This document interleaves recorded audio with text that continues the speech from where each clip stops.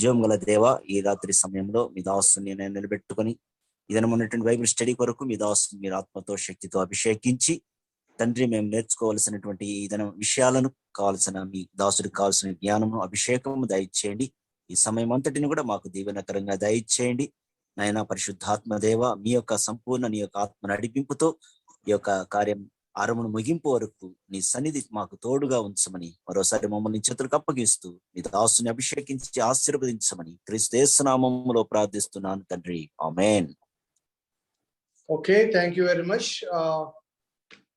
గత క్లాస్ లో 46వ అధ్యాయం వరకు మనం ధ్యానం చేసాం. మరి ఇప్పుడు 47 నుంచి వీలైతే 50 వరకు అనగా ఆది కాండము ముగించడానికి ప్రయత్నం చేద్దాం. 47వ అధ్యాయం మనం జ్ఞాపకం చేసుకుంటే, మరి యోసేపు యొక్క తండ్రి అన్నదమ్ములు అందరూ కనాను విడిచిపెట్టి ఈ ఐగుప్తులోని గోషెను ప్రాంతానికి రావడం, వచ్చిన తర్వాత ఆ తండ్రి కొడుకులు ఒకరినొకరు చూసుకొని వారు దుఃఖపడ్డం, అదే రీతిగా మరి వారి గురించి వారిని ఫరోకు పరిచయం చేయడానికి యోసేపు ప్రయత్నం చేయడం, ఇవన్నీ కూడా మనకు గత వారంలో మనం జ్ఞాపకం చేసుకున్నాం.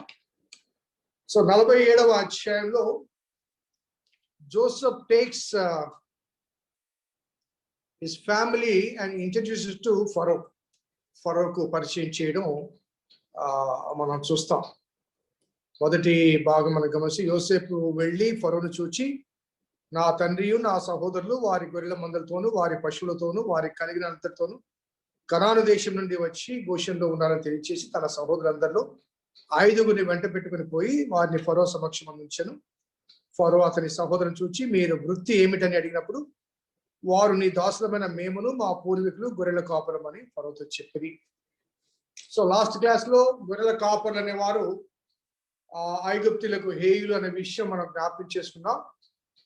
కాబట్టి ఇక్కడ వారు కాపరులము అనే మాట వాడడం బట్టి మేము యజమానులము అనగా గొర్రెల మోపే కూలీలం కాదు, యజమానులం అని చెప్పడానికి ప్రయత్నం చేస్తారు. అలాగే వారికి ఉన్న పర్పస్ కూడా తెలియచేస్తూ 4వ వచనంలో, కనాను దేశమందు కరువు భారముగా ఉన్నందున నీ దాసులకు కలిగి ఉన్న మందలకు మేత లేదు గనుక ఈ దేశంలో కొంతకాలం ఉండటకు వచ్చితిమి, కాబట్టి గోషెను దేశంలో నీ దాసులు నివసింపసలమని ఫరోతో చెప్పారు.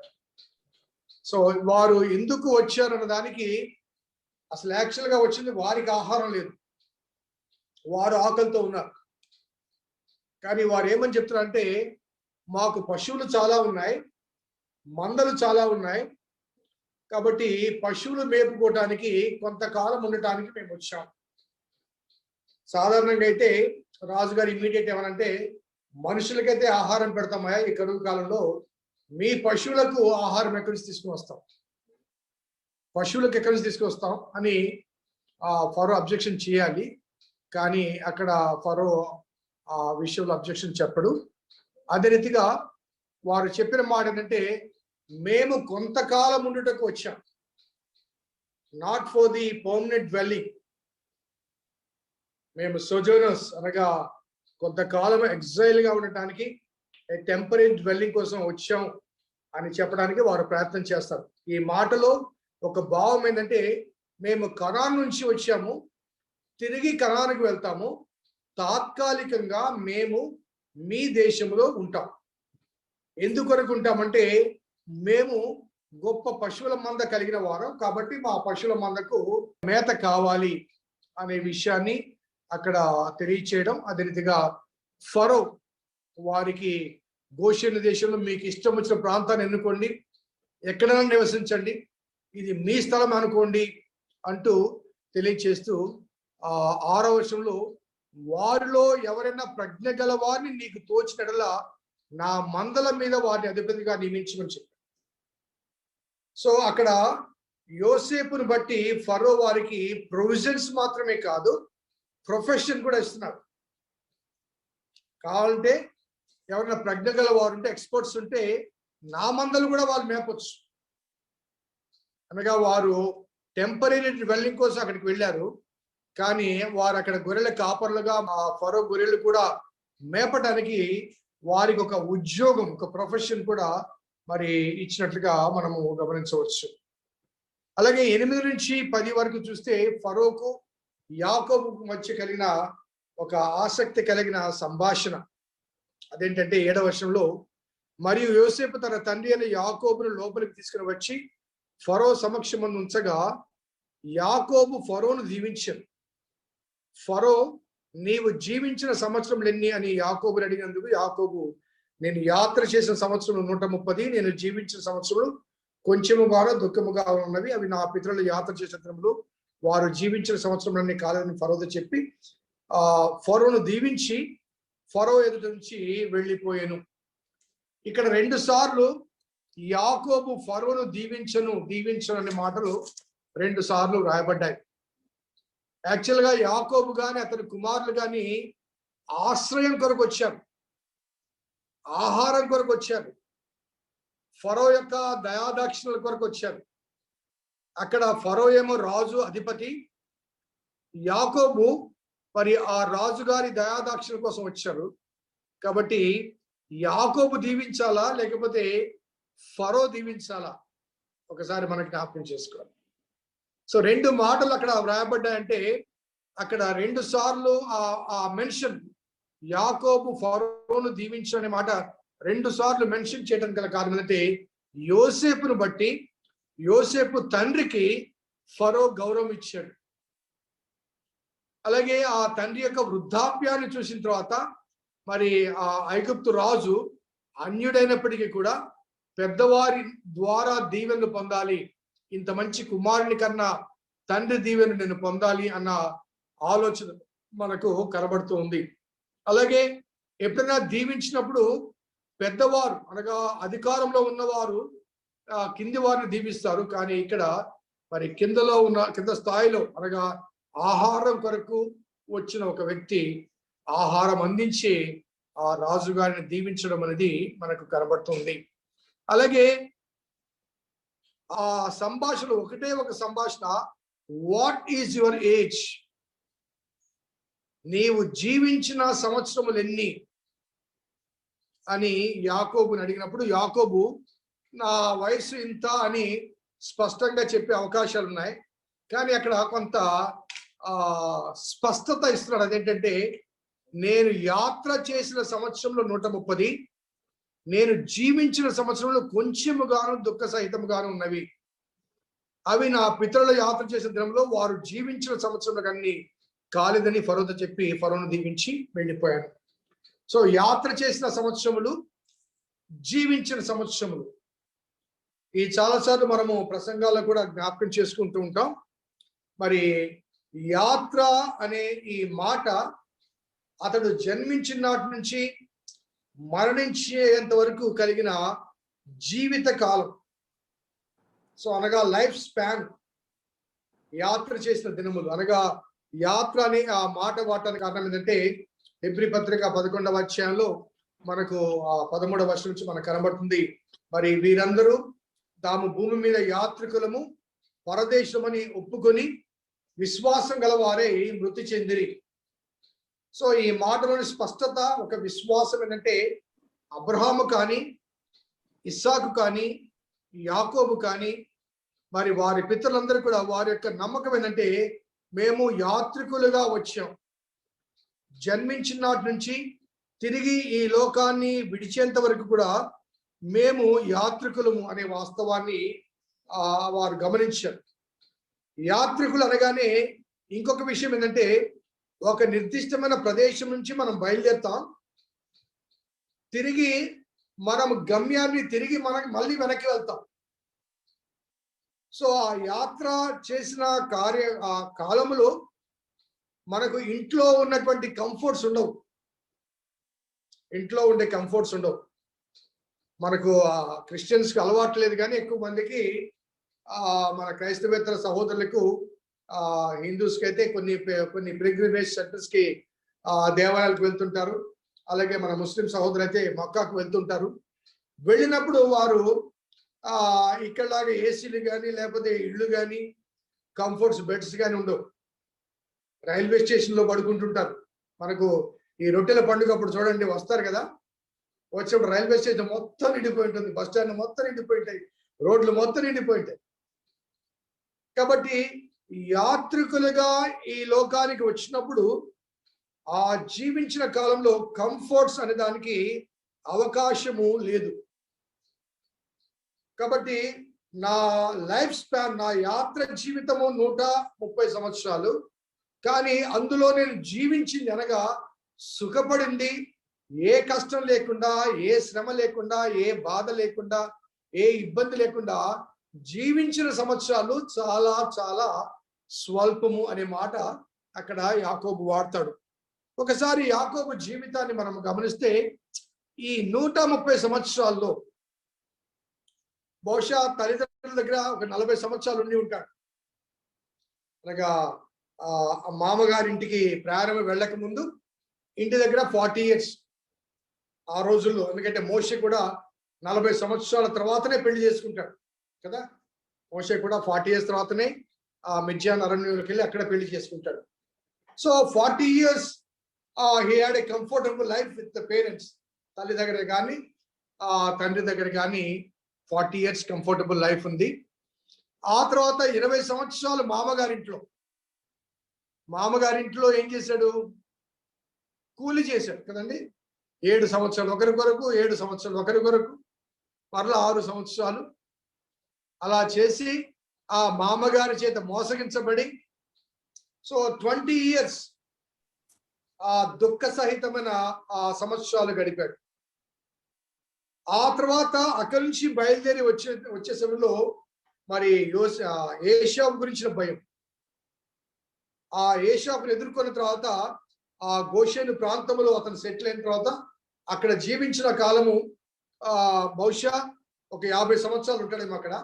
ఆ సమయంలో లేవి ద్వారా, రూబేన్ ద్వారా, లేకపోతే షిమ్యోను ద్వారా కొన్ని సమస్యలు వస్తాయి. యూదా వెళ్ళి మరి తామారుతో వెళ్ళిపోతాడు. సో బిడ్డలతో చాలా అనగా కుటుంబ సమస్యలు, ఆ 12 మందిని వాళ్ళని క్రమంలో ఉంచడానికి చాలా కష్టపడతారు, చాలా దుఃఖపడతారు. అదే టైంలో యోసేపు మీద అన్నలు కుట్ర చేయడం, యోసేపును అమ్మివేసిన తర్వాత యోసేపు ఐగుప్తుకు వెళ్ళిపోవడం, ఇవన్నీ కూడా ఆల్ దీస్ ఇయర్స్ అతని జీవితంలో దుఃఖకరమైన దినాలు. అలాగే యోసేపును అమ్మివేసిన సమయానికి 17 సంవత్సరాలు యోసేపుకి. ఆ తర్వాత యోసేపు దాదాపు 20 సంవత్సరాలు ఆ దేశంలో ఉండే. ఎందుకంటే ఈ పేరెంట్స్ మళ్ళీ అన్నదమ్ములు కలుసుకునే సమయానికి ఇక యోసేపు వయసు 37 సంవత్సరాలు. నేను గత వారంలో మనం చూచాను. సో దాదాపు 20 years యోసేపు గురించి అంగలారుస్తూ ఉన్నాడు.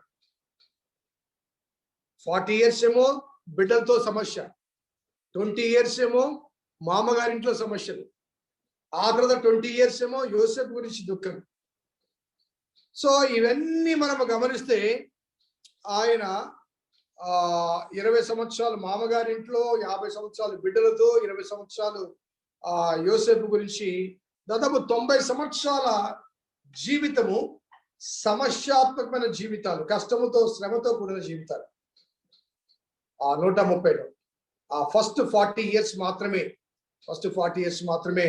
ఆయన కొంత సుఖంగా ఉండవచ్చు. ఆ తర్వాత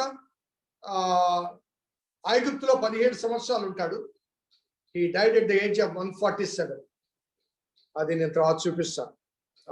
సో మొత్తం 147 years లో అతను జీవించిన కాలం గురించి తెలియచేస్తూ, నా సంవత్సరంలో 130, నేను జీవించిన సంవత్సరంలో కొంచెముగాను దుఃఖ సహితముగాను ఉన్నవి.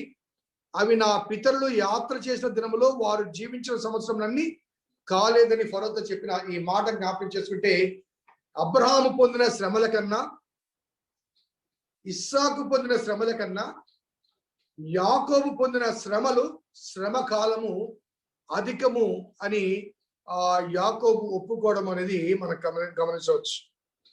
సో అబ్రహాము దాదాపు 175 years బతికాడు. ఆదికాండము 25:7 ఆ మాట ఉంది. ఆదికాండం 25:7 175 years. ఇస్సాకు 180 సంవత్సరాలు బ్రతికాడు. ఆదికాండం 35:28 ఉంది ఆ మాట. అలాగే యాకోబు 147 సంవత్సరాలు బ్రతికాడు. అది మనకు 49-50 కనబడుతుంది. ఆ తర్వాత యోసేపు 110 సంవత్సరాలు బ్రతికాడు. అనగా అబ్రహాము నుంచి క్రమక్రమంగా దాదాపు అబ్రహాము ఇస్సాకు ఒకే వయసు జీవించిన ఒక 5 సంవత్సరాల డిఫరెన్స్ అంతే.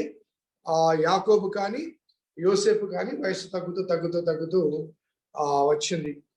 ఇక్కడ ఒక వాస్తవం ఏంటంటే, దేవుని ప్రణాళికలో దేవుని చేత ఎన్నుకొనబడిన వాడికి అతడు భౌతిక జీవితంలో జీవించిన కాలములో సుఖ జీవనం కన్నా కష్టాలతో కూడిన జీవిత ప్రాణం ఉంటుంది.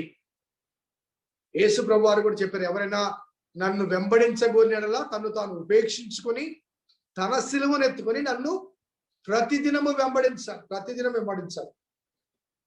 అనగా to follow Jesus or to be accepted by God. భౌతిక జీవితములో శ్రమ అనుభవాల గుండా మనం వెళ్ళాలి. ఆ శ్రమ అనుభవాలు ఏం చేస్తాయంటే దేవునికి సమీపముగా తీసుకుని వెళ్తాయి. ఒక మాట నేను చెప్తాను. ఈ కరోనా అనేది రానప్పుడు ప్రార్థన అనగానే మనలో అంత ఆసక్తి ఉండేది కాదు.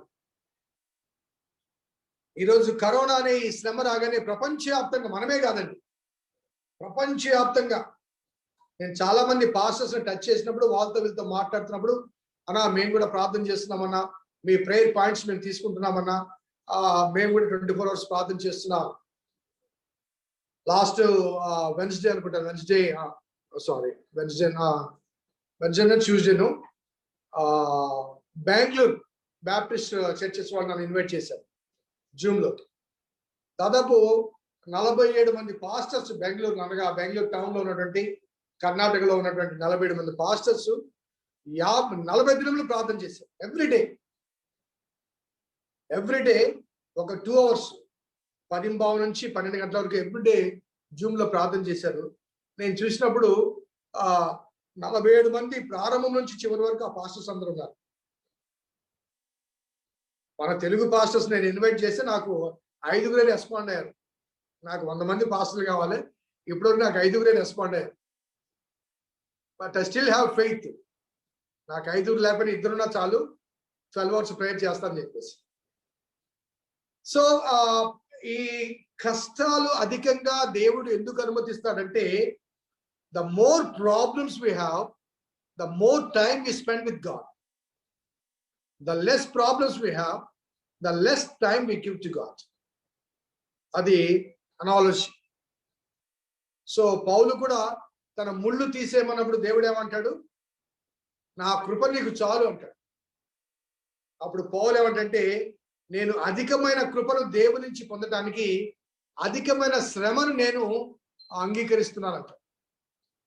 సో కాబట్టి అబ్రహాము విషయంలో కానీ, ఇస్సాకు విషయంలో కానీ, యాకోబు విషయంలో కానీ, ఈవెన్ యోసేపు విషయంలో కానీ, యోసేపు 17 సంవత్సరాల్లో కలగంటే అతను ఇమీడియట్ గా ఆ రాజ మందిరంలోకి తీసుకువెళ్ళా, గుంటల్లోంచి పోతిఫర్ ఇంటికి, పోతిఫర్ నుంచి చెరసాల్లోనికి. So there was a lot of process. ఆ ప్రాసెస్ అన్నిట్లో కూడా దేవుడు మనల్ని ఒక శిల్పకారిగా ఆయన శిల్పాన్ని చెక్కుతూ ఉంటాడు.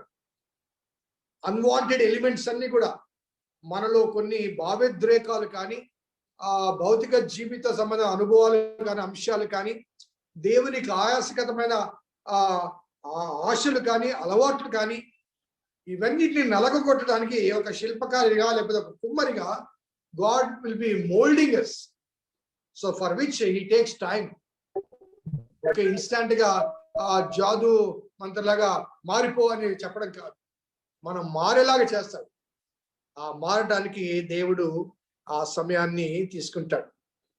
సో ఆ సఫరింగ్ అనేది అక్కడ కనబడుతుంది. ఇందాక నేను చెప్పాను కదండి, ఆ యాత్రికులుగా ఈ భూమిలోనికి ప్రవేశించినప్పుడు, యాత్రికులు మన భావన ఉన్నప్పుడు సఫరింగ్స్ అనేవి కంపల్సరీ.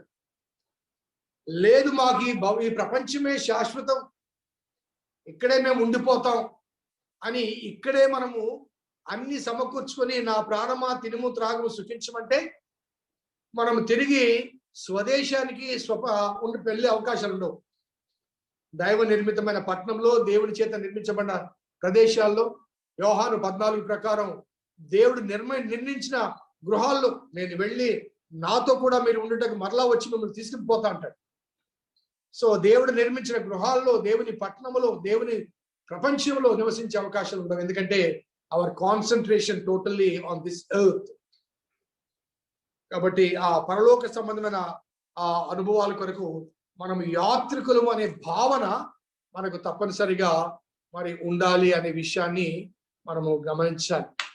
సో 10 నుంచి 11 మనం గమనిస్తే ఫరో ఆజ్ఞాపించినట్టు యోసేపు తన తండ్రిని తన సహోదరులను ఐగుప్తు దేశంలో నివసింపచేసి ఆ దేశంలో రామసేస్ అనే మంచి ప్రదేశంలో వారికి స్వాస్థ్యం ఇచ్చారు. మరియు యోసేపు తన తండ్రిని తన సహోదరులను తన తండ్రి కుటుంబం వారందరినీ వారి వారి పిల్లల లెక్క చొప్పున వారికి ఆహారం ఇచ్చి సంరక్షించను. ఇది మనము నోట్ చేసుకోవాల్సిన ఒక అంశం ఏంటంటే ఆ తర్వాత వాక్య భాగంలో కొంత చాణక్య నీతిని ప్రదర్శిస్తాడు. దానికి ముందుగా తన సహోదరులను, తండ్రిని, వారి పిల్లలను, వారి కుటుంబాలను ఆహారం ఇచ్చి సంరక్షించాడు. 13వ వచనం నుంచి మరి ఐగుప్తీయుల పట్ల ఎలా ప్రవర్తించాడో ఒకసారి నేను చదువుతూ చెప్తాను. ఆ 13వ వచనం, కరువు మిక్కిలి భారమైనందున ఆ దేశమంతటా ఆహారం లేకపోయాను. కరువు వలన ఐగుప్తు దేశమును కనాను దేశము క్షీణించెను. వచ్చిన వారికి ధాన్యం అమ్ముట వలన ఐగుప్తు దేశంలోను కనాను దేశంలోను దొరికిన ద్రవ్యమంతయు యోసేపు సమకూర్చెను. ఆ ద్రవ్యమంతటిని యోసేపు ఫరో నగరంలోనికి తెప్పించెను. ఐగుప్తు దేశమందు కనాను దేశమందు ద్రవ్యము వ్యయమైన తర్వాత ఐగుప్తులందరూ యోసేపు వద్దకు వచ్చి మాకు ఆహారం ఇప్పించుము, నీ సముఖమందు మేమేల చావలను, ద్రవ్యము వ్యయమైనది కదా అనేది. ఇక్కడ స్ట్రాటజీ ఒకసారి మనం గమనించండి. ధాన్యం పండిందండి.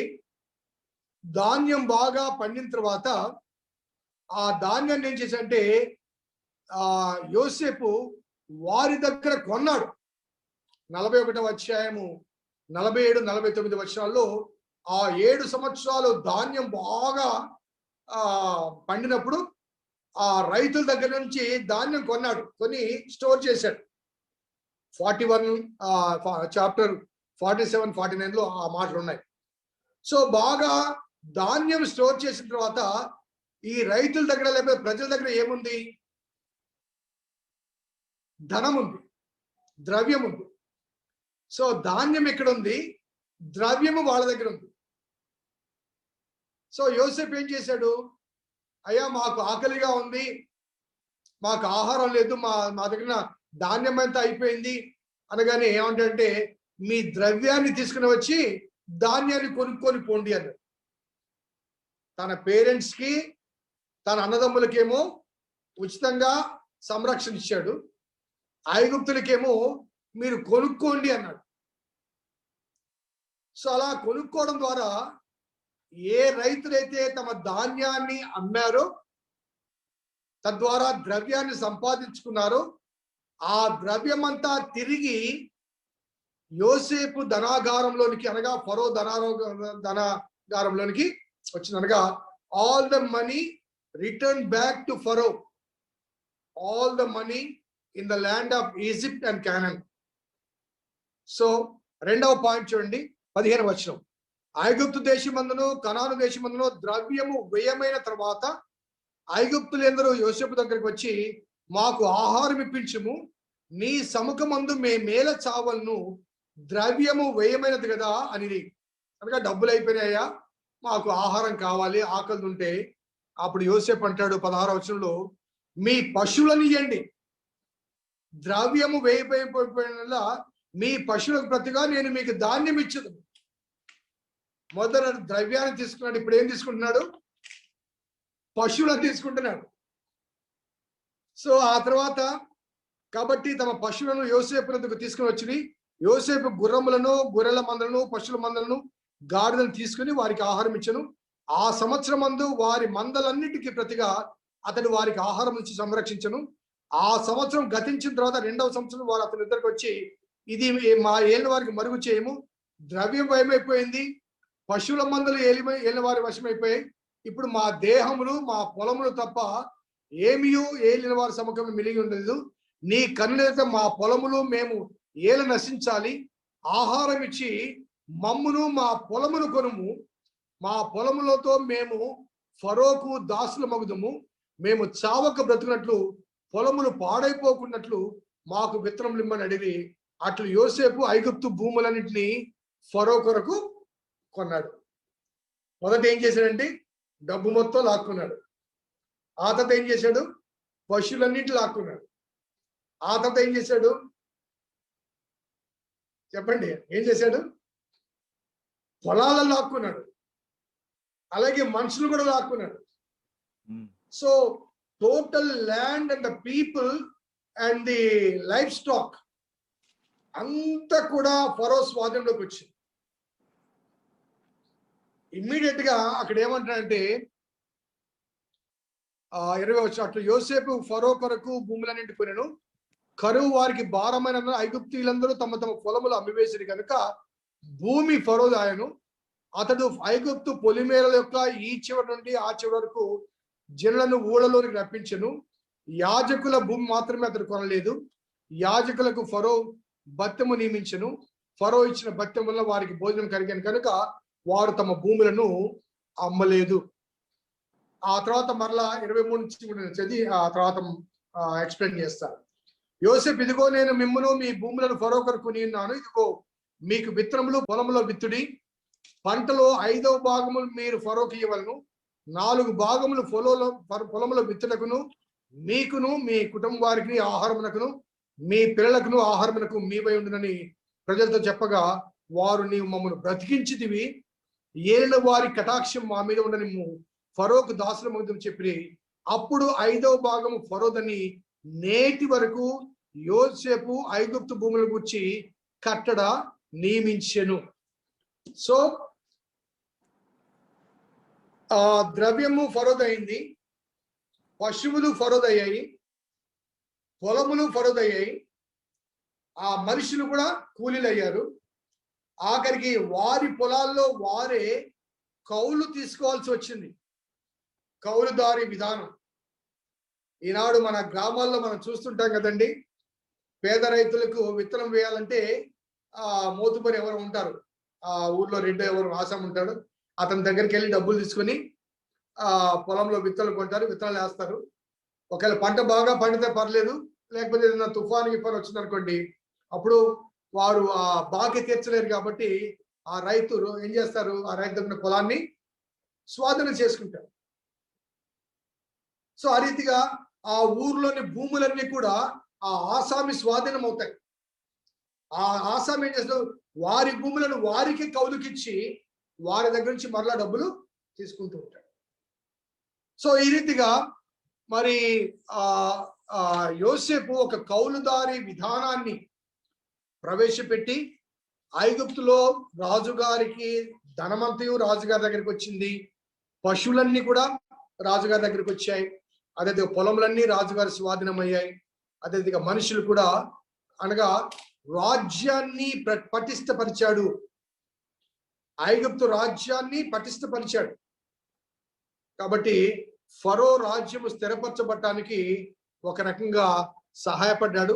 ఇంకొక రకంగా చూస్తే తమకే ఆహారం లేనప్పుడు పశువులకు వారు ఆహారం పెట్టలేదు కాబట్టి పశువులు తాను తీసుకొని ఆ పశువులకు ఆహారం పెట్టే బాధ్యత మరి యోసేపు తీసుకున్నట్లు కూడా మనము గమనించవచ్చు. కాబట్టి అక్కడ ఐగుప్తీయులందరూ కూడా తమ తమ ఆస్తులన్నీ కూడా ఫరో చేతికి ఇచ్చారు.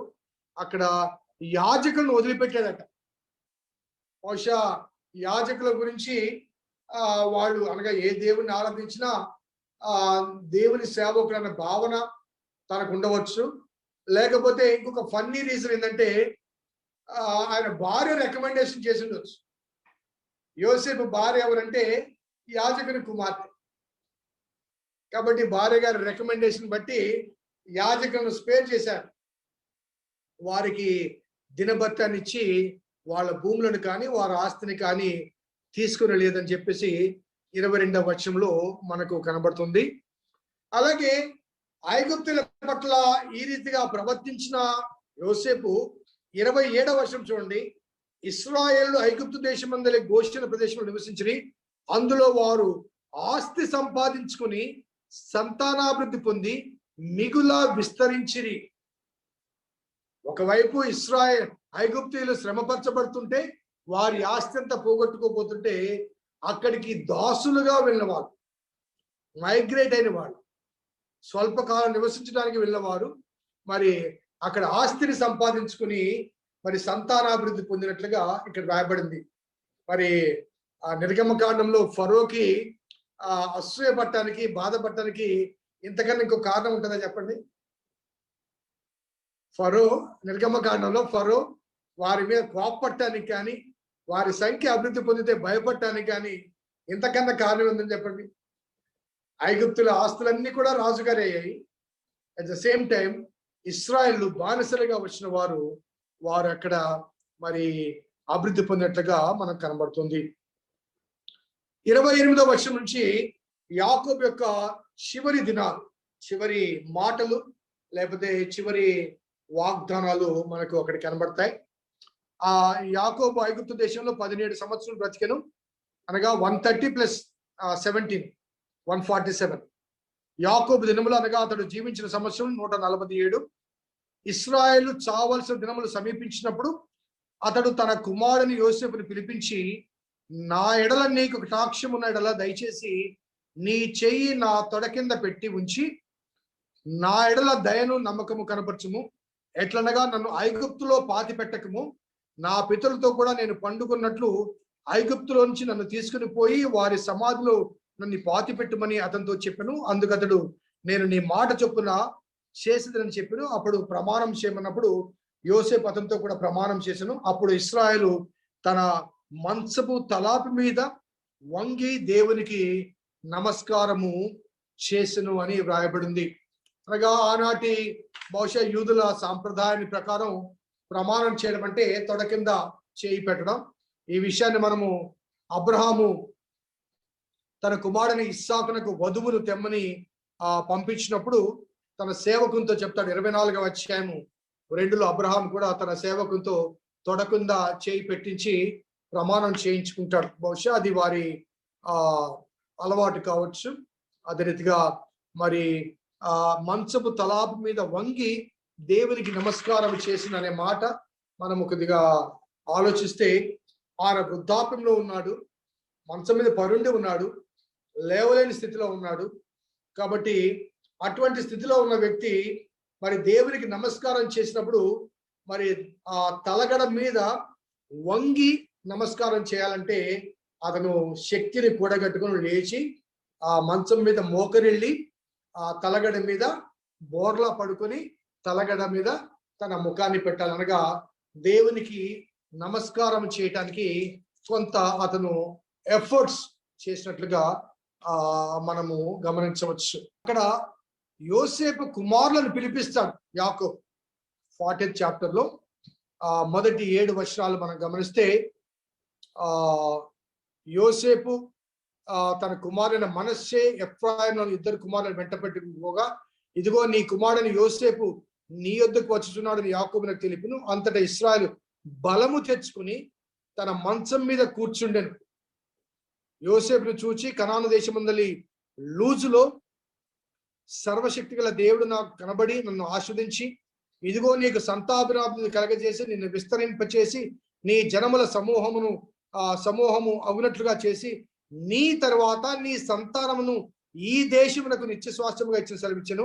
ఇదిగో నేను ఐగుప్తులకు నీ యొద్దకు రాకమునుపు ఐగుప్తు దేశంలో పుట్టిన ఈ ఇద్దరు కుమారులు నా బిడ్డలే, రూబేను షిమ్యోను వలె ఎఫ్రాయిము మనష్షే నా బిడ్డలు అయ్యుందరు.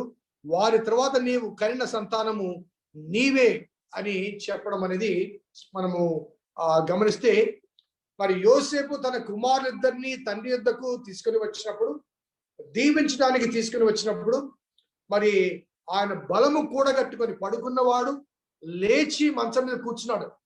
అనగా ఆయన అవసాన దశలో మరి లేవలేని స్థితిలో ఉన్నాడు అన్న వాస్తవాన్ని ఇక్కడ తెలియజేస్తూ, మరి బలము తెచ్చుకొని మంచం మీద కూర్చున్నప్పుడు యోసేపుని చూసి అంటాడు, నేను ఆ లూజులో ఉన్నప్పుడు దేవుడు నాకు ప్రత్యక్షమై నాతో ఈ మాటలు మాట్లాడాడు అనే ఆ విషయాన్ని తెలియచేస్తాడు. ఒకసారి 28వ అధ్యాయం 13వ వచనం చూడండి. నీ తండ్రి అయిన అబ్రహాము, ఇస్సాకు దేవుడని యెహోవాను, నీవు పండుకున్న ఈ భూమిని నీకు నీ సంతానానికి ఇచ్చేదను. నీ సంతానం భూమి మీద లెక్కకు ఇసుక రేణువలెగను. నీవు పడమ తట్టును, తూర్పు తట్టును, ఉత్తర తట్టును, దక్షిణ తట్టును వ్యాపించదము. భూమి యొక్క వంశములను నీ మూలముగాను నీ సంతానం మూలమును ఆశించబడును. ఇదిగో నేను నీకు తోడై ఉండి నీవు వెళ్ళు ప్రతి స్థలమందు నిన్ను కాపాడుచు ఈ దేశములకు నిన్ను మరలా రప్పించదును. నేను నీతో చెప్పినది నెరవేరు వరకు నిన్ను విడిచిపెట్టను అంటాడు. 19వ వచనం చూడండి. మరియు అతడు ఆ స్థలమునకు బేతేల్ అని పేరు పెట్టెను. అయితే మొదట ఆ ఊరి పేరు లూజు.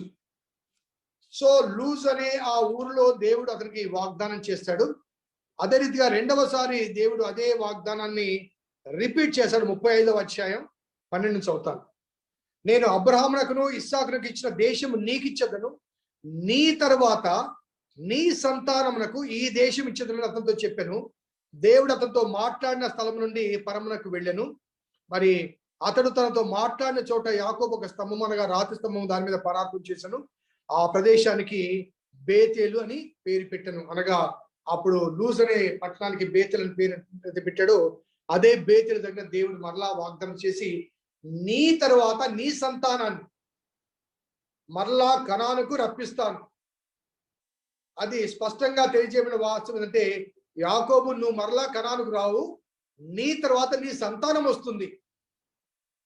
అబ్రహాముకు చెప్పిన రీతిగానే 15వ అధ్యాయంలో చెప్పిన రీతిగానే 400 సంవత్సరాల తర్వాత 4వ తరం వస్తుందని చెప్పిన రీతిగానే యాకోబు కూడా దేవుడు ఆ మాట చెప్పడం మనము గమనించవచ్చు. కాబట్టి నన్ను తీసుకుని వెళ్ళి నా పితరుల స్థలంలో పాతి పెట్టాలి, ఇక్కడ కాదు అని చెప్పడానికి ప్రయత్నం చేస్తాడు. అప్పుడు మరి యోసేపు కుమారులిద్దరిని చూచి, వారిని వైపు చూచి, నేను ఐగుప్తులోనికి రాకముందు పుట్టిన ఈ ఇద్దరు కుమారులు నా కుమారులు. అనగా Jacob was adapting 2 more children. యోసేపు కుమారులను యాకోబు దత్తత తీసుకుంటున్నాడు. ఇక్కడ నీకు పుట్టిన ఈ ఇద్దరు కుమారులు నా కుమారులు, ఆ తర్వాత ఇంకెవరన్నా పుడితే వాళ్ళు నీ కుమారులు, బట్ వీళ్ళిద్దరు మాత్రము నా కుమారులే అనే మాట 5వ వచనం నేను మరలా చదువుతుందండి.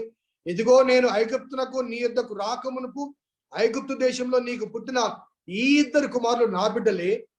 రూబేను, షిమ్యోను, ఎఫ్రాయిము, మనష్య వలె, షిమ్యోను వలె ఎఫ్రాయిం, మనష్య కూడా నా బిడ్డలయ్యుందురు.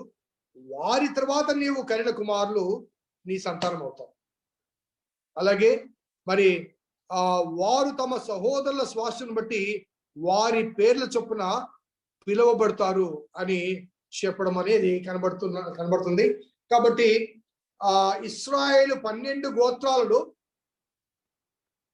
ఎఫ్రాయిము గోత్రము, మనష్షే గోత్రం కనబడుతుంది, కానీ యోసేపు గోత్రం కనిపించదు. 12 మంది గోత్రకర్తల్లో యోసేపు పేరు మనకు కనిపించదు. ఎఫ్రాయిము, మనష్షే ఈ గోత్రాలు మాత్రమే కనబడతాయి. అలాగే వారిని దీవించమని దగ్గరికి తీసుకుని వస్తాడు. అక్కడ ఒక చిన్న డ్రామా కనబడుతుంది. 10వ వచనం చూడండి. 9వ వచనం చివరిలో, అందుకతడు నేను వారిని దీవించుటకు నా ఇద్దరికి వారిని తీసుకుని రమ్మని చెప్పాను. ఇశ్రాయేలు కన్నులు వృద్ధాప్యముల మందముగా ఉండెను గనుక అతడు చూడలేకపోయాను. యోసేపు వారిని అతని దగ్గరికి తీసుకుని వచ్చినప్పుడు అతడు వారిని ముద్దు పెట్టుకుని కౌగలించుకును. ఇశ్రాయేలు యోసేపుతో, నీ ముఖము చూచెదనని నేను అనుకోలేదు, కానీ నీ సంతానమును దేవుడు నాకు కనపరుచున్నాడు అనగా, యోసేపు అతని మోకాళ్ళ మధ్య నుంచి వారిని తీసుకుని అతనికి సాష్టాంగ నమస్కారం చేసెను. అనగా తన ఇద్దరు కుమారులు, యోసేపు ఇద్దరు కుమారులు ఎక్కడున్నారు? యాకోబు లేచి మంచం మీద కూర్చుంటే ఆ మంచం దగ్గర అతని కాళ్ళ సందుల్లో, అనగా ఈ తొడ మీద ఒకరు, ఆ తొడ మీద ఒకరు, ఇద్దరు మనవళ్ళు ఆ యాకోబు తొడల మీద కూర్చున్నారు, లేకపోతే యాకోబు కాళ్ళ దగ్గర కూర్చున్నారు. మరి వారిని ఆ కాళ్ళ సందులో తీసుకొని వచ్చి వారితో పాటుగా యోసేపు యాకోబునకు సాష్టాంగ నమస్కారము చేస్తాడు. ఆ తర్వాత యోసేపు ఇశ్రాయేలు ఎడమ చేతి తట్టున తన కుడి చేతిన ఎఫ్రాయిమును, ఇశ్రాయేలు కుడి చేతి తట్టున తన ఎడమ చేతిన మనష్యేను పట్టుకొని వారినిద్దరినీ అతని వద్దకు తీసుకుని వచ్చాను. మనష్షే పెద్దవాడైనందున ఇశ్రాయేలు తన చేతులను యుక్తిగా చాచి చిన్నవాడైన ఎఫ్రాయిము తల మీద తన కుడి చేతిని, మనష్షే తల మీద తమ ఎడమ చేతిని ఉంచెను. అప్పుడు యోసేపును దీవించి, నా పితరులను అబ్రహాము, ఇస్సాకు ఎవరి మీద నడుచుండ్రో ఆ దేవుడు, నేను పుట్టినది మొదలుకొని నేటి వరకు ఎవడు నన్ను పోషించిన ఆ దేవుడు, అనగా సమస్తమైన కీడులోంచి నన్ను తప్పించిన తర్వాత ఈ పిల్లను ఆశ్రయించును గాక. నా పేరును అబ్రహాము, ఇస్సాకుల నా పితరుల పేరును వారికి పెట్టబడును. భూమి యందు వారు బహుగా విస్తరించరు గాక అని చెప్పెను. యోసేపు ఎఫ్రాయిము తల మీద తన తండ్రి కుడి చేయి పెట్టుట చూచినప్పుడు అతనికి ఇష్టము కాకపోయాను గనుక అతడు తన మనస్సే తల మీద పెట్టించవాలని తన తండ్రి చేయిని, అనగా కుడి చేతిని ఎఫ్రాయిము తల నుంచి ఎత్తి, తండ్రి అట్లు కాదు, ఇతడే పెద్దవాడు, నీ కుడి చేతిని ఇతని తల మీద పెట్టుమని చెప్పాను. ఆయనను తండ్రి ఒప్పక, అది నాకు తెలియను, నా కుమారుడ అది నాకు తెలియను, ఇతడును ఒక జన సమూహమై గొప్పవాడగును, కానీ ఇతని తమ్ముడు ఇతని కంటే గొప్పవాడగును, అతని సమూహం, అతని సంతానము జనముల సమూహమగునని చెప్పాను. ఆ దినమందు అతడు వారిని దీవించి ఎఫ్రాయిము వలను మనష్షే వలను దేవుడు నిన్ను దీవించును గాకని ఇశ్రాయేలు నీ పేరు పెట్టి దీవించెదరు అని చెప్పాను. అలాగా అతడు మనష్షే కంటే ఎఫ్రాయిమును ముందుగా ఉంచాడు. ఇక్కడ మనము ఆలోచించాల్సిన ఒక వాస్తవము ఏంటంటే, యాకోబు పెద్ద కుమారుడు మనష్షే, రెండవ కుమారుడు ఎఫ్రాయిము. సో తండ్రి దగ్గర తీసుకుని వచ్చి పెద్ద కుమారుని తండ్రి కుడివైపున, మనష్షేను తండ్రి కుడివైపున, చిన్న కుమారుని అనగా ఎఫ్రాయిమును తండ్రి ఎడమ వైపున పెట్టి దీవించమంటారు. అనగా కుడి చేత వచ్చే దీవెనలు శ్రేష్టమైనవి, జ్యేష్ఠుడికి వచ్చే దీవెనలు. కానీ యాకోబు ఏం చేస్తాడంటే చేతులు రివర్స్ పెట్టి తమ్ముడి మీద కుడి చేతిని, అన్నం మీద ఎడమ చేతిని పెడతాడు.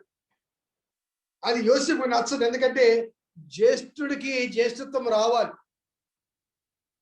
కాబట్టి. జ్యేష్ఠుడు మనష్షే ఒక తండ్రికి మందంగా ఉండి లేకపోతే చూడలేక అలా పెట్టాడేమో అని భావించి, నాన్న ఇలా కాదు, ఇంకా వీడే పెద్దోడు, వీడు చిన్నోడు అని చెప్తే, అది నాకు తెలియను, నా కుమారుడా, నాకు ఐ నో దట్ అనే మాట వాడతారు.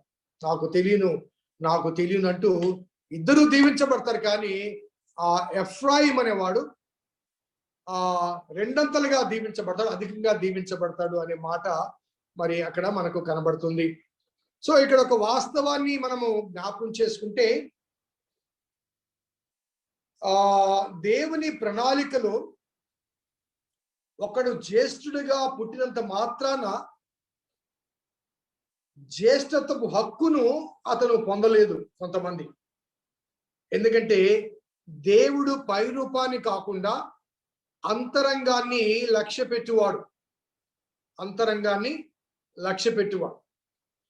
సో ఇక్కడ మనం ఇంకా గమనిస్తే ఈ 12 గోత్రాల్లో యోసేపు అనే వ్యక్తి పక్కకు పోతే ఇద్దరు, అనగా యోసేపు కుమారులు ఇద్దరు కలిస్తే మొత్తం 13 మంది అవుతారు కదండి. 13 మంది అయినప్పుడు అక్కడ రూబేన్ అనేవాడు తన జ్యేష్ఠత్వాన్ని కోల్పోతాడు. నేను ఇంతకుముందు కూడా చెప్పాను, ఎందుకంటే తన తండ్రి పరుపుని ఎక్కాడు కాబట్టి. ఆ విషయాన్ని 49వ అధ్యాయంలో మనకు పొందుపరచబడింది. తండ్రి పరుపుని ఎక్కాడు కాబట్టి రూబేను జ్యేష్ఠత్వాన్ని కోల్పోతాడు. కాబట్టి యాకోబు వంశాల్లో ఆ జ్యేష్ఠత్వ ప్రకారంగా 2 పాళ్ళు అనేది యాకోబు కుమారులకు దొరుకుతుంది. ఇంకొక మాట చెప్పాలంటే Joseph gets 2-fold benefits or blessings. అది యాక్చువల్గా జ్యేష్ఠుడికి కలగవలసిన ధన్యత. సాధారణంగా యూదుల్లో పెద్దవాడికి 2 అంతలు ఇచ్చి మిగతా వారికి మిగిలింది పంచి పెడతారు. ఒకవేళ 12 మందికి పంచాల్సి వస్తే ఆశీర్వాదాలు 13 భాగాలు చేసి 2 భాగాలు జ్యేష్ఠుడికి ఇచ్చి మిగతా 11 భాగాలు 11 మందికి ఇవ్వాలి. కానీ ఇక్కడ యోసేపు కుమారులకు 2 భాగాలు ఇచ్చి యోసేపునకు లేకుండా చేస్తాడు. రూబేను జ్యేష్ఠత్వాన్ని కోల్పోతాడు. ఆ జ్యేష్ఠత్వం అనేది బహుశా యోసేపుకు వచ్చి ఉంటుంది. సో బైబిల్లో కొన్ని రెఫరెన్సెస్ మనం చూస్తే ఆదాము కుమారులు 2 కయ్యూను హేబేలు. కయ్యూను జ్యేష్ఠుడు. ఎవరు దేవుని చేత ప్రేమించబడ్డాడు? మొదటివాడా రెండోవాడా? రెండోవాడు. అలాగే అబ్రహాం దగ్గరికి వస్తే అబ్రహాము ప్రథమ సంతానం యాక్చువల్గా ఇస్మాయిల్, కానీ దేవుడు ఎన్నుకున్నది ఇస్సాకు. అలాగే ఇస్సాకు కుమారులు ఎవరు? ఏశావు, యాకోబు. దేవుడు ఎన్నుకుంది రెండోవాడు యాకోబు. అలాగే ఆ తర్వాత కాలంలో మోషే జన్మించే సమయానికి అప్పటికే అహరోన్ ఉన్నాడు. Aaron was the first Born. So దేవుడు అహరోన్ ఎన్నుకోలేదు, మోషేను ఎన్నుకొని ఫరో ఇంటికి పంపించి ఫరో ఇంట్లో పెంచి మోషేను నాయకుడిగా ఎన్నుకుంటాడు, అహరోన్ ఎన్నుకోలేదు. అలాగే దావీదు రాజుగా ఎన్నిక చేయబడ్డప్పుడు అతనుకున్న 7 సహోదరుని దేవుడు రిజెక్ట్ చేస్తాడు, దావీదు ఎన్నుకుంటాడు. అక్కడ రాయబడ్డ మాట అంటే మనుషులు పై రూపాన్ని లక్ష్య పెడతారు, దేవుడు హృదయాన్ని లక్ష్య పెడతారు. సో ఇక్కడ మరి ఎఫ్రాయిము, మనష్షే వారిద్దరి మీద యాకోబు చేతులు మార్చడానికి గల కారణం ఏంటంటే యాకోబు ఇచ్చే దీవెన ఇట్స్ ఎ ప్రొఫెటిక్ అఫర్మేషన్. ఎందుకంటే ఆనాటి కాలంలో అబ్రహాము దీవించిన దీవెన యాకోబు ఇస్సాకును పొందాడు, ఇస్సాకు దీవించిన దీవెన యాకోబు పొందాడు, యాకోబు దీవించే దీవెన 12 మందికి, అనగా దేవుని ద్వారా వారసత్వంగా పొందే దీవెనలు. కాబట్టి అవి ఎవరికి చెందాలో దేవుడు సూచించిన వారికి అవి చెందబడతాయి. కాబట్టి దేవుని సంకల్పం మేరకు ఎఫ్రాయిము మీద తన కుడి హస్తాన్ని, మనష్షే పెద్దవాడైనప్పటికీ కూడా మనష్షే మీద తమ ఎడమ హస్తాన్ని పెట్టినట్లుగా మనము గమనించవచ్చు. ఆ తర్వాత 49వ అధ్యాయానికి వస్తే ఇక్కడ తన కుమారులందరినీ దీవించడం మనకు కనబడుతుంది. ఒక్కొక్క కుమారుణ్ణి మనకు వారి చరిత్ర గత క్లాసెస్ లో మనము జ్ఞాపకం చేసుకున్నాం కాబట్టి నేను క్లుప్తంగా చదువుకుంటూ వెళ్తాను. 49:3 రూబేను, నీవు నా పెద్ద కుమారుడవు, నా శక్తియు నా బలం యొక్క ప్రథమ ఫలమును, ఔన్నత్యాతిశయములు బలాతిశయములు నీవే. కానీ నీళ్ల వలె చంచలుడివై నీవు అతిశయం పొందవు. నీ తండ్రి మంచం మీదకి ఎక్కితివి, దాన్ని అపవిత్రము చేసితివి, అతడు నా మంచం మీదకి ఎక్కెను. మరి 35వ అధ్యాయము 22వ వర్షంలో ఆ మాట మనకు కనబడుతుంది. కాబట్టి రూబేను గురించి ఆ మాటలు మనకు కనబడుతున్నాయి. అనగా తండ్రి మంచాన్ని ఎక్కి అపవిత్రపరిచాడు కాబట్టి ఈ లాస్ ది అది జ్యేష్ఠత్వాన్ని తాను కోల్పోయాడు. అదేవిధంగా షిమ్యోను, లేవి అనేవారు, వారు ఖడ్గము బలాత్కారపు ఆయుధములు, నా ప్రాణమా వారి ఆలోచనలో చేరవద్దు. వారు ఏం చేశారో తెలుసు కదండి. 34వ అధ్యాయంలో వారి సోదరి దీనా విషయంలో వారు శెకెం వెళ్ళి శెకెం వారందరినీ కూడా సంహరిస్తారు. అనగా కత్తిని చేతబట్టి వారు యుద్ధం చేస్తారు. కాబట్టి వారి లో చేరవద్దు, వారి ఆలోచనలో చేరవద్దు అంటాడు. అదే రీతిగా 8వ వర్షంలో యూదా గురించి మాట్లాడుతూ యూదా నీ సహోదరులు నిన్ను స్తుతించెదరు, నీ చెయ్యి నీ శత్రువుల మీద పడను, నీ తండ్రి కుమారులు నీ ఎదుట సాగిలపడతారు. యూదా కొదమ సింహము అనే మాటలు అక్కడ వాడుతూ 10వ వచనంలో షిలోహు వచ్చే వరకు యూదా యుద్ధ నుంచి దండము తొలగదు, అతని కాళ్ళ మధ్య నుంచి రాజదండము తొలగదు, అతని ప్రజలు అతనికి విధేయులైందరు. ద్రాక్ష వల్లికి తన గాడిదను, ఉత్తమ ద్రాక్ష వల్లికి తన గాడిద పిల్లను కట్టి ద్రాక్ష రసంలో తన బట్టలను, ద్రాక్ష రక్తములు తన వస్త్రములు ఉదుగులు అంటూ యూదా గురించి చాలా వచనాలు అక్కడ రాస్తారు. నేను క్లుప్తంగా చెప్పాల్సి వస్తే యూదాను మరి యాకోబు దీవించే ఈ దీవెన అనుభవాలు ఒకసారి జ్ఞాపకం చేసుకుంటే యూదా విషయంలో ఒక పాజిటివ్ దృక్పథం కనబడుతుంది. కారణం ఏంటంటే యూదాను కన్నప్పుడు ఆమె తల్లి దేవుడు నన్ను దీవించాడు కాబట్టి దేవుని స్తుతించదనంటూ యూదా అని పేరు పెడుతుంది. యూదా అంటే God be praised, God be praised. So యూదాను యాకోబు దీవించడానికి ప్రధానమైన కారణం ఏంటంటే ఐగుప్తులోనికి బెన్యామీను తీసుకొని వెళ్ళడానికి వెళ్ళే సమయంలో యూదా యాకోబుకు పూటపడతాడు. అతనికి ఏమైనా జరిగితే నేను ఆ నేరాన్ని తీసుకుంటాను, నన్ను నువ్వు శపించవచ్చు, నన్ను నువ్వు చంపవచ్చు అంట. అదే రీతిగా అక్కడ బెన్యామీను తిరిగి పంపించడానికి యోసేపు ఒప్పుకోకపోతే యూదా బ్రతిమలాడతాడు, యూదా యోసేపును ఒప్పిస్తాడు. అలాగే యూదా వచ్చిన తర్వాత యాకోబును చెప్పి తిరిగి వెళ్తున్నప్పుడు యోసేపు యూదాను పంపిస్తాడు షెకెమును ఎదురుగా వెళ్ళి తండ్రిని తీసుకొని రమ్మని చెప్పేసి. కాబట్టి యూదా యొక్క లక్షణాలు ఒక విధంగా చెప్పాలంటే అది ఒక పాజిటివ్ దృక్పథం కనబడుతుంది. కాబట్టి యూదా నీవు కొదమ సింహాన్ని అంటాడు. అదే రీతిగా నీ కాళ్ల మధ్య నుంచి రాజదండము తొలగదు అంటాడు. ఆ తర్వాత కాలంలో మనకు తెలుసు యూదా వంశం నుంచి ఎవరు వచ్చారు? దావీదు మహారాజు వచ్చారు. దావీదు మహారాజు నుంచి ఎవరు వచ్చారు? యేసు ప్రభు వచ్చారు. కాబట్టి రాజులకు రాజు ఎక్కడి నుంచి వచ్చాడు? యూదా వంశం నుంచి, యూదా గోత్రం నుంచి. వాస్తవంగా రావాలంటే ఎవరి దగ్గర నుంచి రావాలి? రూబేన్ లోంచి రావాలి. ఇంకా లోతుకు వెళ్తే ఏశావులోంచి రావాలి. సో వారందరూ తమ జ్యేష్ఠత్వాన్ని కోల్పోయారు. దేవుడు వారి హృదయాలు గమనించి దేవుడు ఎన్నుకున్న వారిని దేవుడు తన జ్యేష్ఠులుగా భావించాడు. కాబట్టి యూదా takes the lead, a prominent position. కాబట్టి యూదాలోంచి మరి లోకరక్షకుడు రావడం అనేది మనకు కనబడుతుంది. అదే రీతిగా ద్రాక్ష రసములో తన బట్టలను, ద్రాక్షల రక్తములో తన వస్త్రములు ఉదుగును అనే మాటను జ్ఞాపకం చేసిన కొంతమంది వేదాంత పండితులు ఏమంటారంటే ద్రాక్షల రక్తంలో తన వస్త్రములు ఉదుగును అనే మాట మరి యూదా వంశంలోంచి లోక పాపములు మోసుకుని పోయే దేవుని గొర్రెపిల్లగా వచ్చిన యేసయ్య యూదుల రాజు కాబట్టి ఆయన రక్తములో, అనగా ద్రాక్షల రక్తములు అనే మాట ఇక్కడ వాడింది, ఆయన రక్తములో మన పాపములు పరిహరించబడతాయి. గొర్రెపిల్ల రక్తములో వస్త్రములు ఉతకబడతాయి.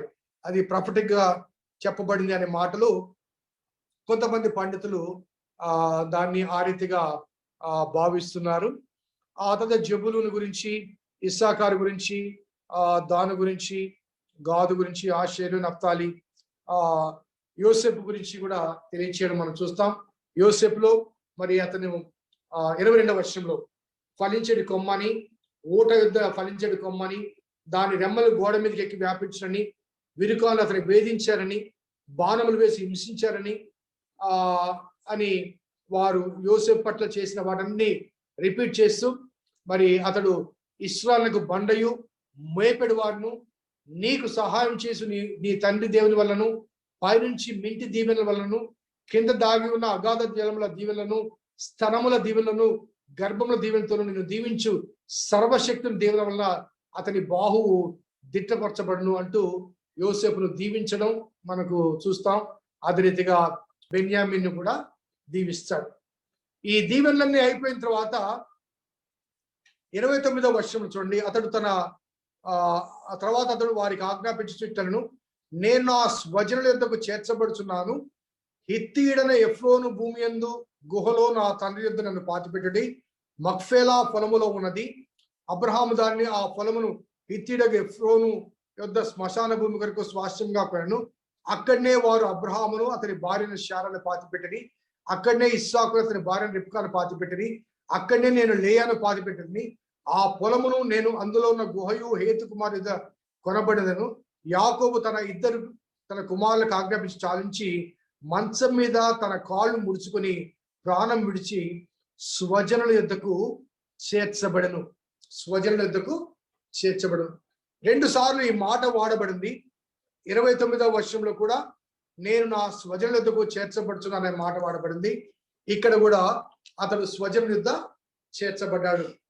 అనగా చనిపోతున్నాను, మరణమవుతున్నాను అనే మాటలు వాడకుండా స్వజనులకు యొద్దకు వెళ్ళుచున్నాను అనే మాట ఇక్కడ మనము ఒక ఆధ్యాత్మిక దృక్పథంతో మరి గమనించాల్సిన ఒక వాస్తవం.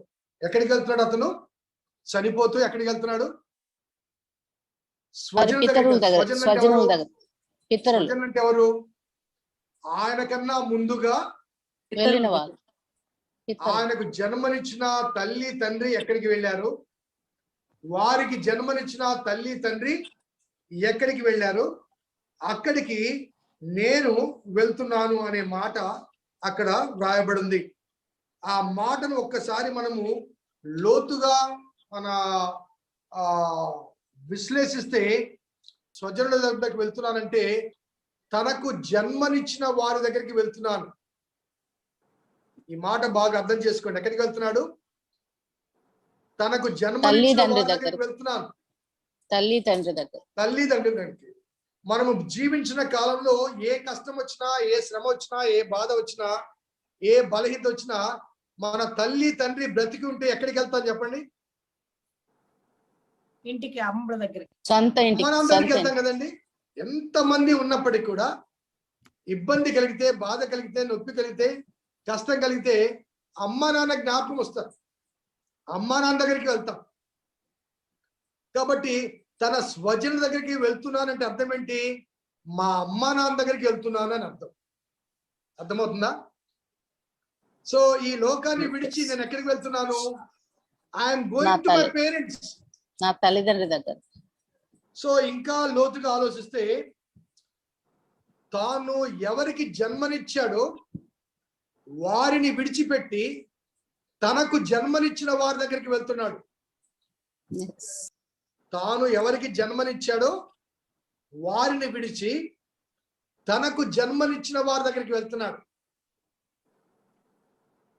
ఒకసారి మరణం అంటే భయపడే వాళ్ళు ఒక్కసారి ఆలోచించండి. ఈ మాటను మనసులో పెట్టుకుని ఆలోచించండి. చాలా మందికి వయసు పెరిగే కొద్దీ చావు అంటే భయం వస్తుంటుంది. ఆ భయపడే వాళ్ళు ఒక్కసారి ఆలోచించండి. నేను నా స్వజనుల దగ్గరికి వెళ్తున్నాను అనగా మా అమ్మ నాన్న ముందుగా చనిపోయారు. నేను చనిపోతే వాళ్ళు ఎక్కడికి వెళ్ళారో నేను అక్కడికి వెళ్తాను కదా. ధైర్యం, ఇంకో ప్లేస్కి వెళ్ళాం కదా. కాబట్టి నేను చనిపోయి ఎక్కడికి వెళ్తాను? మా తల్లిదండ్రుల దగ్గరికి వెళ్తాను. ఆ భావన ఉంటే మరణం భయం కలిగించదండి. ఎందుకంటే వాళ్ళు ఎలా వెళ్ళారు? ముందు వెళ్ళిపోయారు. వాళ్ళు ఎక్కడున్నారో నేను ఎక్కడికి వెళ్తాను. కాబట్టి ఆ భావన వ్యక్తపరచు. నేను చనిపోతున్నాను, మృతి చెందుతున్నాను, వెడలిపోతున్నాను అనే మాటలు వాడకుండా నా స్వజనుల దగ్గరికి వెళ్తున్నాను. I'm going to my own people. నాకు నిజంగా ఈ ధ్యానం చేసినప్పుడు ఈ మాట చాలా కంఫర్ట్ చేసింది. అనగా ఒకవేళ రేపు నేను చనిపోతే అక్కడ మా అమ్మ నాన్న ఉంటారు కదా. నాకు ధైర్యం వచ్చిందండి. ఈ ధ్యానం చేసినప్పుడు ధైర్యం వచ్చింది. So I'm not going alone. నేను ఎక్కడికో నాకు తెలియని ప్రదేశానికి, నాకు గుర్తు తెలియని ప్రదేశానికి, ఎక్కడికి వెళ్తున్నానో తెలియని ప్రదేశానికి కాదు.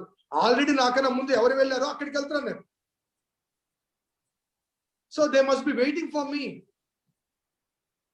సో నా దుఃఖాన్ని, నా బాధను విడిచిపెట్టి వారి ఎద మీద పడి నేను ఓదార్చబడతానేమో ఆ పరదేశంలో. You don't know. సో ఆ భావన చాలా ఊరట కలిగిస్తుంది. ఆ మాటలు అనగా యాకోబు వాడిన పదం 2 సార్లు వాడతాడు. నేను నా స్వజనుల దగ్గరికి వెళ్తున్నాను. సో క్లుప్తంగా 50వ అధ్యాయం నేను ముగించేసి క్లోజ్ చేస్తాను. సో యాకోబు చనిపోయిన తర్వాత 50వ అధ్యాయం 3వ వచనం నుండి, సుగంధ ద్రవ్యములతో సిద్ధపరచు వారి వరకు దినములు సంపూర్తి అగినట్లు అతని వరకు 40 దినములు సంపూర్ణమాయను. అతని గూర్చి ఐగుప్తీయులు 70 దినములు అంగలార్చిరి. అతని గూర్చిన అంగలార్పు దినములు గడిచిన తర్వాత యోసేపు ఫరో ఇంటి వారితో మాట్లాడి, మీ కటాక్షము నా మీద ఉన్నడలా మీ అనుగ్రహము నా మనవి ఫరో చెవిని వేసి, నా తండ్రి నా చేత ప్రమాణం చేయించి ఇదిగో నేను చనిపోతున్నానని చెప్పిన అక్కడికి వెళ్తున్నాను అంటూ ఆ విషయాలు తెలియచేస్తూ, నా తండ్రి చెప్పిన ప్రదేశం నేను పాతి పెట్టాలి అంటూ. ఇక్కడ గమనించాల్సిన కొన్ని విషయాలు ఏంటంటే, 40 days యాకోబు బాడీని ఎంబామింగ్ చేశారు సుగంధ ద్రవ్యాలతో. అలాగే 70 రోజులు ఐగుప్తీయులు ఏడ్చారండి. ఎవరు? ఇశ్రాయేలు కాదు, ఆయన బిడ్డలు కాదు, ఐగుప్తీయులు అంగలార్చారు 70 రోజులు. చాలాసార్లు ఈ మధ్య నేను కొన్ని ఫ్యూనరల్స్కి వెళ్ళాను. సో మార్నింగ్ చనిపోతే ఈవినింగ్ 4 o'clock ఫ్యూనరల్ అంతే. ఆ తర్వాత వచ్చే స్నానం చేసేసి ఎవరింటి వాళ్ళు వెళ్ళిపోతారు. కొన్నిసార్లు కొన్ని గంటల్లోనే ఉదయం 8 గంటలకో 9 గంటలకో 10 గంటలకో చనిపోతారు, సాయంత్రం 4 గంటలకల్లా సమాధి చేసి వచ్చేస్తారు. కానీ ఐగుప్తులు 70 దినాలంటండి, 70 days వాళ్ళు అంగలార్చారట. ఆ బాడీని ఎంబామింగ్ చేయడానికి 40 days పట్టింది. అనగా అప్పట్లోనే వారికి ఆ నాలెడ్జ్ ఉంది. ఆ తర్వాత కాలంలో యోసేపు కూడా చనిపోయినప్పుడు యోసేపు అంటాడు, నన్ను నా ఎముకలు ఇక్కడ పాతి పెట్టవద్దు, మరలా తీసుకుని వెళ్ళమంటాడు. సో యోసేపు బాడీ దాదాపు 400 సంవత్సరాల పైగా ఆ యోసేపు బాడీ ప్రిజర్వ్ చేయబడింది, ఎంబామింగ్ చేయబడింది. నమ్ముతామండి? సో ప్రపంచంలో ఐగుప్తు యొక్క స్పెషాలిటీ ఏంటంటే పిరమిడ్స్ కదండి. ఆ పిరమిడ్స్ త్రవ్వితే ఆ చనిపోయిన రాజుల యొక్క దేహాలు అక్కడ కనబడుతున్నాయి. ఈ మధ్య కూడా మమ్మీస్ కొంతమంది కొన్ని త్రవ్వి చూశారు. ఆ దేహం పాడు కాకుండా భద్రపరిచే ఆ టెక్నాలజీ ఐగుప్తులో ఆ రోజుల్లోనే ఉంది. కాబట్టి యాకోబు దేహాన్ని 40 దినములు వారు ఎంబామింగ్ చేశారు. యోసేపు అయితే 400 సంవత్సరాలు ఆ దేహం పాడు కాకుండా ఉంది. మనకు కూడా ఇక్కడ గోవాలో ఫ్రాన్సిస్ జేవియర్ బాడీ ఆయన 1572లో చనిపోయాడండి. 1572. సో 1572 నుంచి దాదాపు 400 సంవత్సరాలు ఆ బాడీ ఇప్పటికి కూడా అక్కడ ప్రిజర్వ్ చేయబడింది. సో అతన్ని తీసుకుని వెళ్ళారు, సమాధి చేశారు. ఆ 10వ వచనంలో యోర్దాను అవతల ఉన్న అగదు కళ్ళ ముందు చేర్చి అక్కడ బహుఘోరముగా అంగలార్చిని అతడు తన తండ్రిని గురించి 7 దినములు దుఃఖము సలిపెను అని అక్కడ వ్రాయబడింది. ఆ తర్వాత అన్నలు భయపడతారు. భయపడినప్పుడు యోసేపు మరలా సెకండ్ టైం వారికి అభయం ఇస్తాడు. 17వ వచనం చూడండి. నీ తండ్రి తాను చావక మునుపు ఆజ్ఞాపించిందేమనగా, మీరు యోసేపుతో నీ సహోదరులు నీకు కీడు చేశారు గనక దయచేసి వారి అపరాధములను వారి పాపములు క్షమించమని అతనితో చెప్పడను. కాబట్టి దయచేసి నీ తండ్రి దేవుని దాసుల అపరాధం క్షమించమని వారు యోసేపుతో ఇలా మాట్లాడుతుండగా అతడు ఏడ్చెను. మరియు అతని సహోదరులు పోయి అతని ఎదుట సాగినప్పుడు ఇదిగో మేము నీ దాసులమని చెప్పగా యోసేపు భయపడి, నేను దేవుని స్థానం ముందు ఉన్నానా? మీరు నాకు కీడు చేయని ఉద్దేశించారు, కానీ నేటి దినమున జరుగుతున్నట్లుగా అనగా బహు ప్రజలను బ్రతికించినట్లుగా అది మేలు కొరకే దేవుడు ఉద్దేశించను. కాబట్టి భయపడుకుడి, నేను మిమ్మును మీ పిల్లలను పోషించదని చెప్పి వారిని ఆదరించి వారిని ప్రీతితో మాట్లాడారు. సో ఈ రీతిగా యాకోబు చరిత్ర, యోసేపు చరిత్ర సమాప్తి అవుతుంది. ఆ తర్వాత దాదాపు 400 సంవత్సరాల తర్వాత మోషే మనకు ప్రత్యక్షం అవుతాడు. అది నిర్గమకాండంలో మనము గమనించవచ్చు. స్తోత్రం యేసయ్య, స్తోత్రం తండ్రి, ఇంత మంచి అవకాశాన్ని ఇచ్చిన ప్రభా. ఈ రోజు మేమందరం నా తండ్రి నాయన నిన్ను స్తుతించుటకు, ఆరాధించుటకు ఈ గొప్ప సమయాన్ని మాకు దయచేసిన గొప్ప దేవ, మీకు వెళ్ళలేని కృతజ్ఞతాస్తుతులు నాయన. ఈ రాత్రి సమయంలో నా తండ్రి మా పాస్టర్ గారికి ఇచ్చిన జ్ఞానాన్ని బట్టి నా తండ్రి మేము ఆది కాండంలో నా తండ్రి యోసేపు గురించి తెలుసుకుంటూ నా తండ్రి నిజంగా ఎన్ని కష్టములు, ఎన్ని శ్రమలు, ఎన్ని సమస్యలు వచ్చినా ప్రభా నాయనా నీ వైపే చూస్తున్నా ప్రభా, ప్రతి సమస్యను ఎదుర్కొని తండ్రి ఎంత గొప్ప సింహాసనాన్ని ఎక్కించి ఈ రోజు నా ప్రభ తిరిగి ఆ కుటుంబాన్ని అంతా, వారి తండ్రి కుటుంబాన్ని, వాళ్ళ అన్నదమ్ముల్ని అందరినీ మీరు హక్కున చేర్చుకొని నా ప్రభ తిరిగి నా తండ్రి గొప్పగా నా తండ్రి నాయన యోసేపు యొక్క గొప్పతనాన్ని వారందరికీ తెలియచేశారు నాయన. శత్రుత్వాన్ని పెంచుకోకుండా ఆ ప్రేమలో ఉన్న మాధుర్యాన్ని మీరు చూపించారు ప్రభ. అలాగే ఈనాడు నా ప్రభ యాకోబు కూడా నా తండ్రి నిజంగా తండ్రి ఎంత గొప్ప భాగ్యాన్ని నా తండ్రి ఆ కొడుకు నా తండ్రి ఆ చేయి తొడ కింద పెట్టి నా ప్రభ ఆ సమాప్తమైనదని అనుకున్నప్పుడు నా ప్రభ నిజముగా తండ్రి ఎంత గొప్ప ధన్యకరమైనటువంటి చావునిచ్చి కూడా తన తల్లిదండ్రి దగ్గరికి వెళ్తున్నానని చెప్పడం ఎంత గొప్ప భాగ్యం నా తండ్రి. మేము కూడా అలాంటి నిరీక్షణ కలిగిన ప్రభ మేము చనిపోయినప్పుడు మా తండ్రి దగ్గరికి వెళ్ళి సంతోషించి నిన్ను ఘనపరుస్తామన్న గొప్ప ఉద్దేశాన్ని మాకు దయచేసిన గొప్ప తండ్రి నాయన, మీరు పాస్టర్ గారి ద్వారా మాకు ఈ వాక్యం ద్వారా నా తండ్రి ఎంతగానో మమ్మల్ని బలపరిచి ఈరోజు ఆదికాండం అంతయు నా తండ్రి నాయన 1 నుంచి 50 అధ్యాయాల వరకు మేము అన్ని తెలుసుకొనగలుగుటకు నాయన తిరిగి మేము నెమరు వేస్తూ దీన్ని ఎన్నిటికీ మరిచిపోకుండా నా తండ్రి వారి యొక్క చరిత్రలు మేము ఎన్నిటికి గుర్తు పెట్టుకున్న ప్రభ మా జీవితాలను కూడా మేము అలా మలుచుకొని నడిపించగలుగుట కృపను దయచేస్తారని ఈ కొద్ది సమయాన్ని మాకు ఇచ్చిన ప్రభ మేమందరం జూమ్ లో ఉన్నటువంటి కుటుంబాలన్నిటిని మీరు దీవెనతో ఆశీర్వాదంతో నింపి ప్రతి ఒక్కరి యొక్క సమస్యను నా తండ్రి వారి యొక్క బాధలను ఆవేదనలు తీర్చే గొప్ప దేవుడుగా మీరున్నందుకు మీకే స్తుతి ఘనత మహిమ చెల్లించుకుంటూ వేడుకుంటూ ఉన్నాము నా తండ్రి. ఆమేన్. తండ్రి కుమార పరిశుద్ధాత్మ త్రియేక దేవుని దీవెన వాక్యాభిలాషులకు మన వాక్యపు అనుభవాలకు సదా తోడేయును గాక. ఆమేన్. ఆమేన్.